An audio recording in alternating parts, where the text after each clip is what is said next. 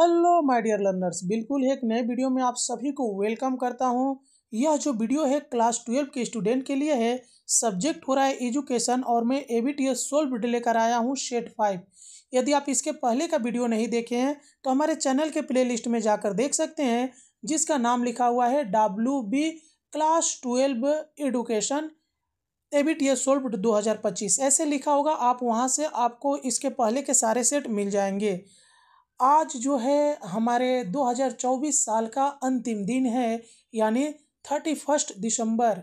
तो आप सभी को एडवांस में हैप्पी न्यू ईयर। आप भी लोग रिटर्न में मेरे को हैप्पी न्यू ईयर ज़रूर बोलिए, ताकि मेरा भी आने वाला 2025 अच्छा जाए। यदि आपको पीडीएफ चाहिए पॉलिटिकल का, हिस्ट्री का, इकोनॉमिक्स का, एजुकेशन का, जियोग्राफी का, ईवीएस का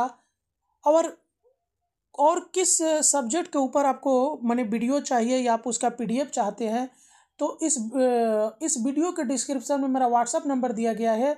वहां से जुड़कर कुछ टर्म्स एंड कंडीशन पर आपको पीडीएफ जरूर प्रोवाइड किया जाएगा। ठीक है, आप वीडियो को लाइक करिए, कमेंट करके बताइए कि आप वेस्ट बंगाल के किस डिस्ट्रिक्ट से इस वीडियो को देख रहे हैं।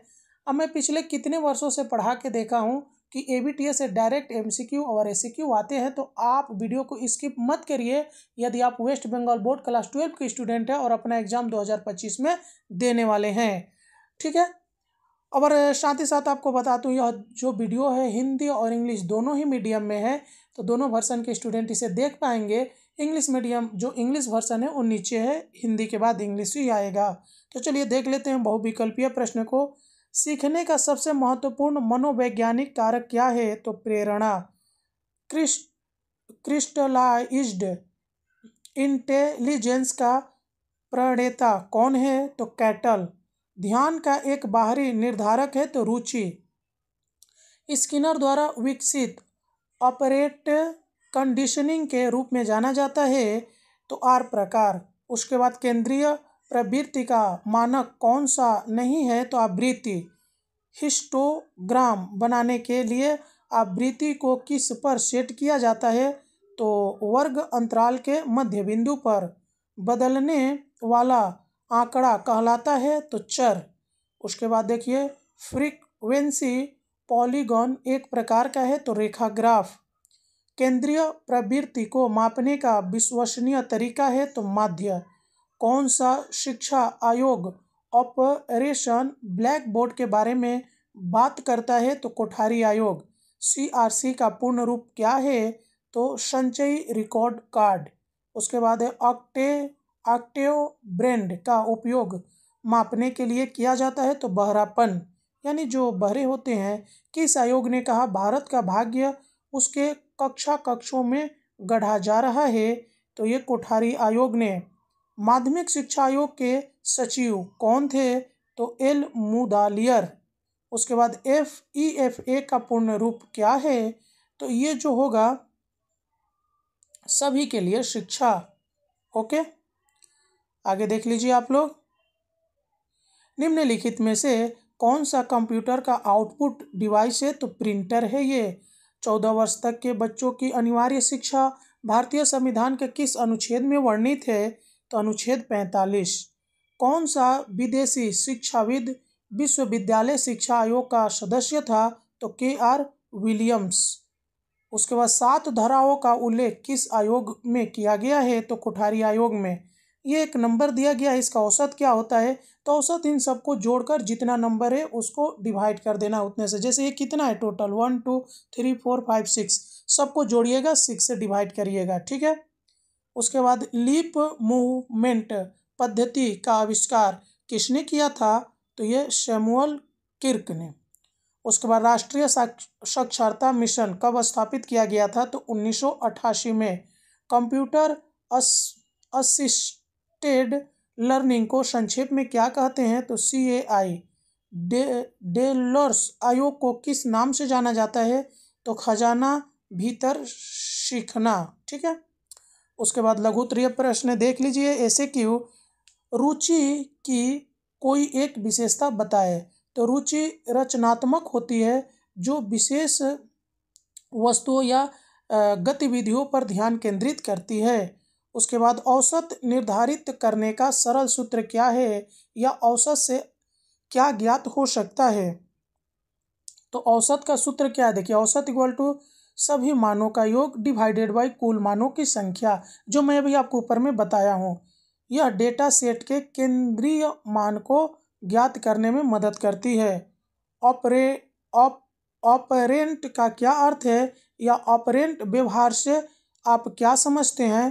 तो ऑपरेंट का अर्थ है ऐसा व्यवहार जो उसके परिणामों से प्रभावित होता है, जैसा कि स्किनर के ऑपरेंट कंडीशनिंग में वर्णित है। यहाँ पर देखिए कुछ नंबर दिए हुए हैं और इसका माध्यमिका निकालना है।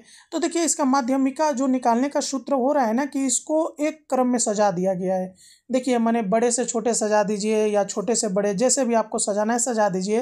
देखिए यहाँ पे सजाना है, और जो बीच में होगा सबसे, तो देखिए 7 यहाँ पर बीच में हो रहा है। आप ध्यान से देख लीजिएगा माध्य निकालने के लिए। देखिए अगर ये 7 हमारा माध्य हो रहा है, तो देखिए इसके इधर भी 3 अंक है और इसके इधर भी, तो ये इसका माध्य हो गया।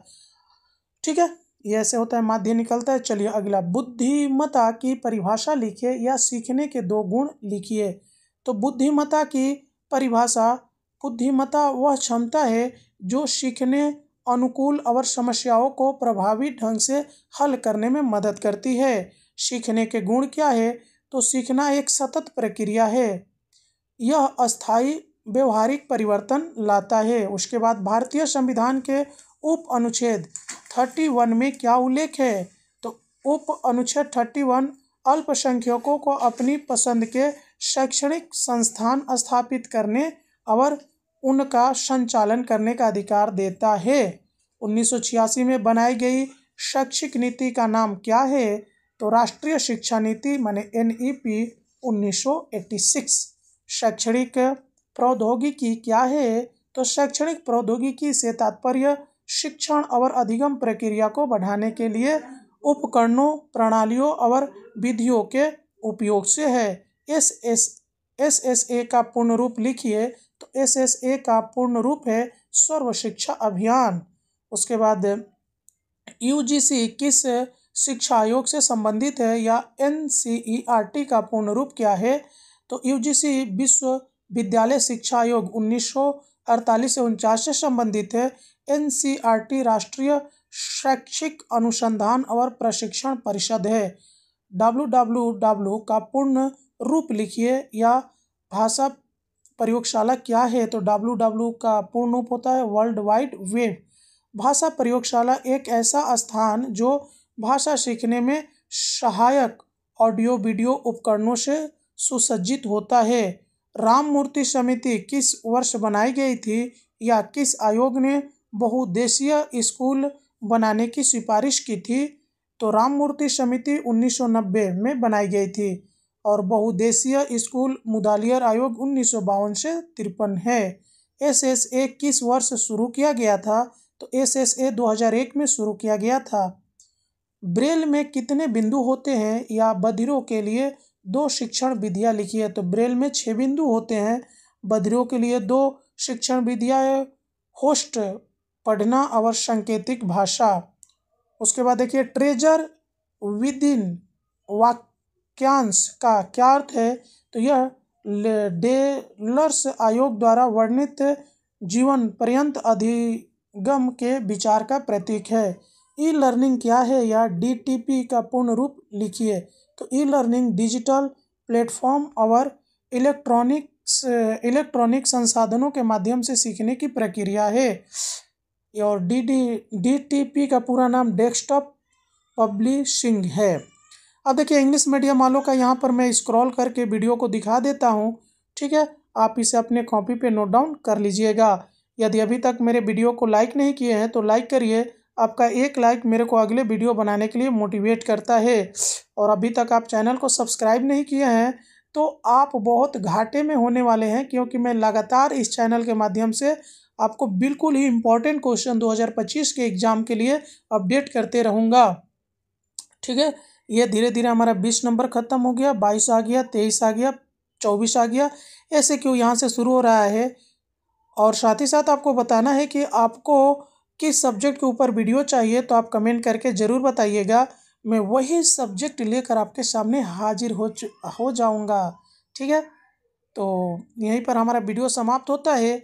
मिलते हैं किसी और वीडियो में, तब तक के लिए जय हिंद।